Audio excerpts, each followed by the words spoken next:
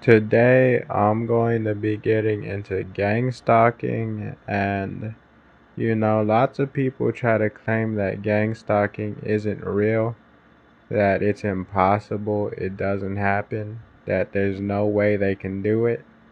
There's no way a group of gang stalkers can, stalk you that way. Well, let me show you some news articles for you, and then I'll play a news clip basically showing y'all the apps that these gang stalkers use to stalk their victims. So for this article, it says that hundreds of apps can empower stalkers to track their victims, which is right off the bat just, that's literally saying what I'm saying. You don't need to really go that far into the conspiracy. You don't really need to get into COINTELPRO. You don't really need to get into the sex trafficking to understand that there's already apps that you can probably find on Google Play that are used to target and stalk people and make them victims. It goes on to say more than 200 apps and services offer stalkers a variety of electronic capabilities, including basic location tracking, harvesting text, and secretly recording video. Now, as y'all can tell, these apps, they're already pretty intrusive. But I'll play a news clip for y'all that basically shows y'all the extent of this. Stalkers have a new tool for tracking and monitoring their victims. They're using mobile apps and digital surveillance software, better known as spyware. It can remotely access text messages, emails, and calls. Stalkers can also track their target's location and even turn on a device's camera and microphone.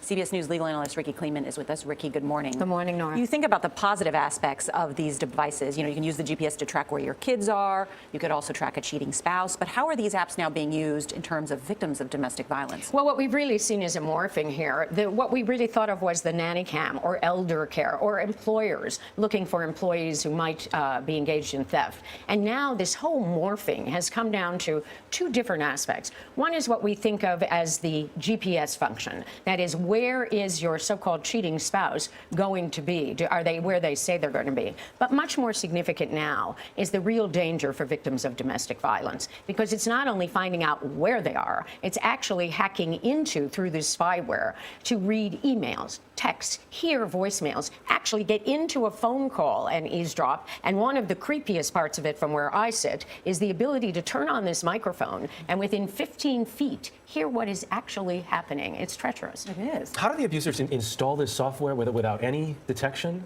What happens here, Jeff, is this. First of all, we should say it is illegal to manufacture, it is illegal to advertise, it is illegal to sell this type of spyware in the United States of America. Obviously, that's the creation of it. It's also obviously illegal to use because you're there for a stalker or an eavesdropper or you're wiretapping. So how does it get in there? Right. So how it gets in is if the stalker or aggressor, the person who wants to do a bad thing, can get a hold of that phone or computer for a very, very short time, this software can be installed. And they do it in very devious ways. Sometimes they can use their child. Sometimes they can go as far as using a repairman. The guy comes from the cable company or the electronics, the Con Ed guy, and therefore it gets installed.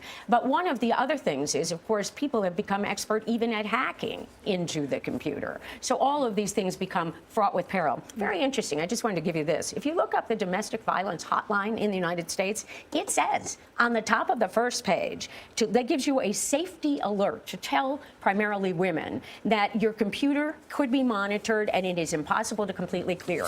So the person who is being stalked, the person who may become a victim, has no idea it's on there. Yeah, Yes. I was stunned to see that NPR found that 85% of domestic violence shelters they surveyed said victims whose abusers were tracking them. Yes. That's how widespread this is now. It's really frightening. And we